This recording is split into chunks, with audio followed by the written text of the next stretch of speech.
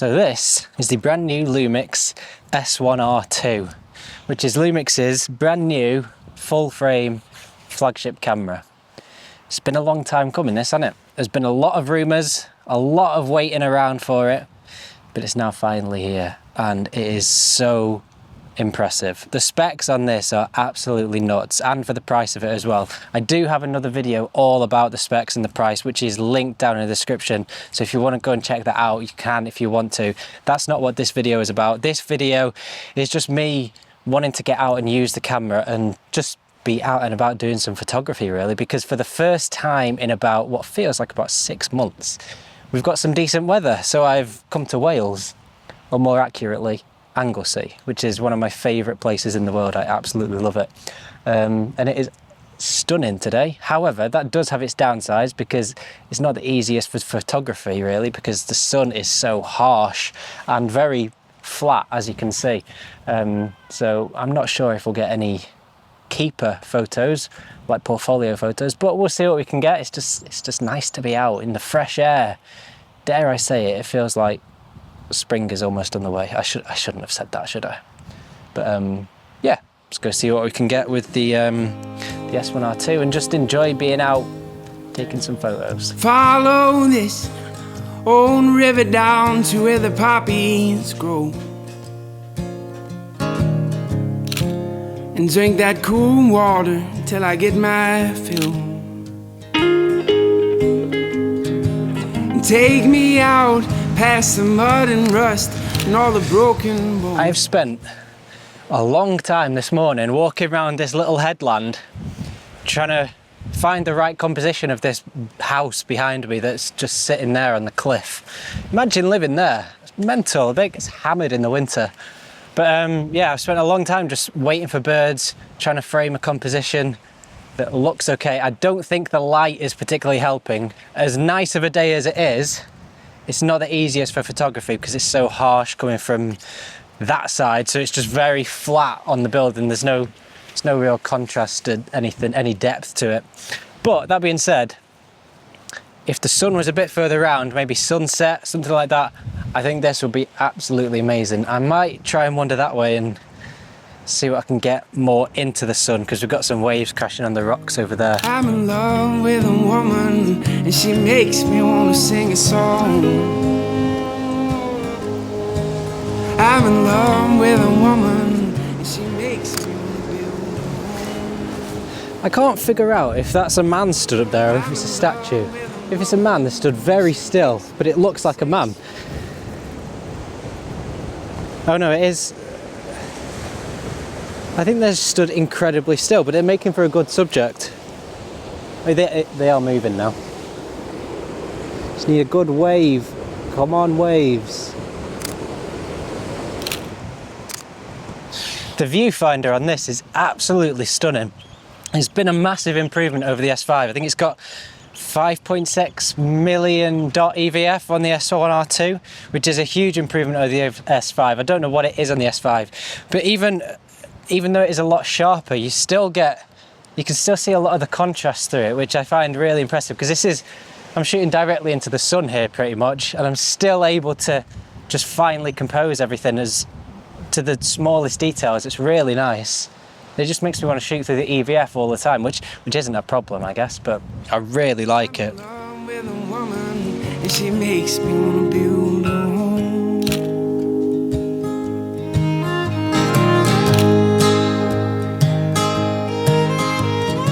So I'm using today as a bit of an excuse just to get out and try using the S1R2 out and about in the field for the first time, really, because I'm used to using the S5 II for the last few years. So it's nice to just get out, do a little bit of photography, not have too much pressure about getting some nice photos. But I'm also using it as a bit of a scouting mission for future photo walks, if you like. So I'm testing out a couple of different locations in Anglesey that I've not been to. This is one of them, this old haunted house place, and I'm just going to go over to my next one now. There's no sleep like that of tired bones, and rub my hands and whisper to me about tomorrow. about the kids and the house. What an Now we amazing don't have location. much, but it's Strange place for a chapel.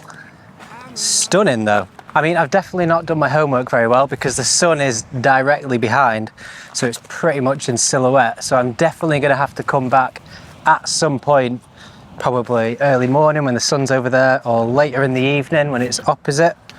Yeah, what an incredible spot. I think because it is so bright, I'm actually going to try and bracket this.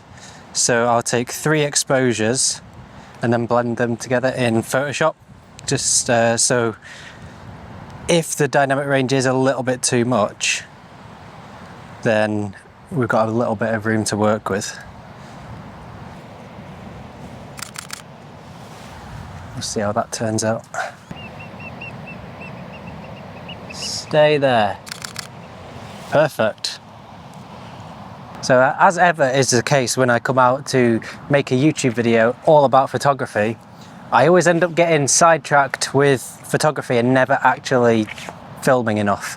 So I've realised I've not actually spoken that much about the reason that I came out to do photography in the first place, which is the Lumix S1R II. So should we talk a little bit about that? So first impressions of the Lumix S1R II have been overwhelmingly positive. And I'm not just saying that because I am a Lumix shooter. I've used all camera brands over the years, Canon, Sony's, Nikon's, and I settled on Lumix a few years ago with the S5 II.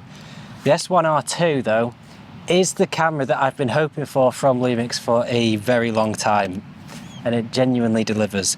If you are a solo creator like myself, and you're looking for a camera that can do absolutely everything, this is not going to let you down at all. I think 44 megapixels is pretty much the sweet spot for absolutely everything if you're a photographer and a videographer. Being able to shoot up to 8K, 5.8K ProRes internally is way more than I will ever need, but to have that available to me if I needed it for, say, a certain client project is absolutely amazing. And this is £3 grand. It's 1,500 quid cheaper nearly than the Canon R5 II, and it's another grand cheaper as well than the Sony a7 IV. You're getting so much camera for your money, and you cannot knock that at all.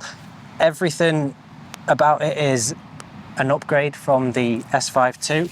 So we've got the lock-in dials on the top, the little dial on the top corner that you can use to change your shutter speed that was right on the edge of the S5 II and really easy to knock is now been recessed. Is recessed the right word? It's been moved in to the body a little bit, so it's not as easy to knock. We get the front record button.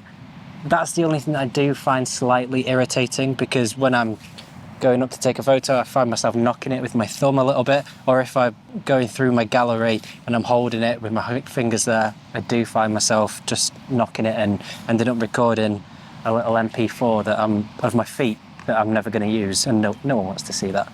But so yeah, overwhelmingly positive first experience of the S1R II. This is the first time I've actually, apart from while I was in Norway, first time I've actually come out and used it for photography, which I think is why I keep getting so sidetracked by photography. As for my own photography today, how many times can I say photography in a sentence? But as for my own photography today, a bit mixed. There's some nice shots. I don't think any are particularly keepers, but this is a location I'm going to keep coming back to for a very long time in all sorts of different conditions, because this is absolutely amazing. So yeah, it's been a good day. It's nice to just get out, enjoy some photography, and just experience a couple of new locations in one of my favourite places in the world. And the weather as well. You can't complain when it's like this. Even though it's not easy for photography, you can still get some nice stuff, but you can't complain when the weather is like this after what we've had over the winter. So yeah, been a good day and a lot of fun using the S1R II.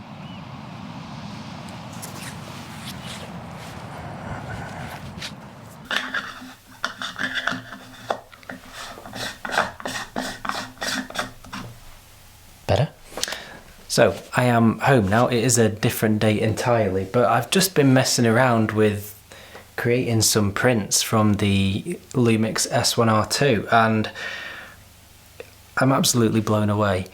I've become obsessed with printing over the last few months since I picked up the Canon Pro 200. If you haven't seen those videos, I will link them down in the description if you want to go and check them out, because I think printing is something that every photographer should do a lot more of, because it's something we've kind of fallen out of the habit of a little bit over the years as we've got more into the digital world.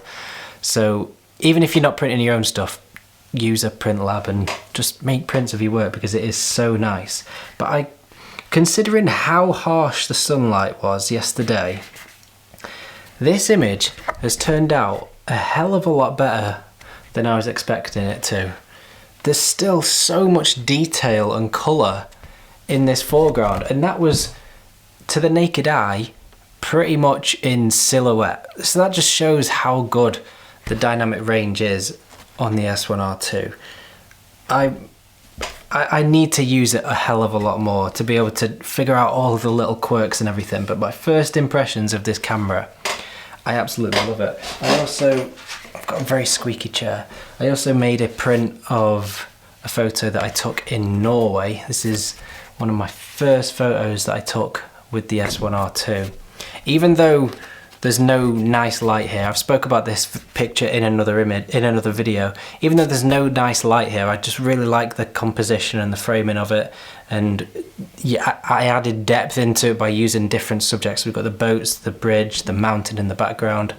So yeah, you can always take nice photos in poor conditions. And even though this was a nice day, I'd say that photography wise they were pretty poor conditions, but that has actually turned out a lot better than I was expecting it to. So yeah, I'm definitely going to go back in some better photography conditions. That is a definite. I said definitely twice then, didn't I?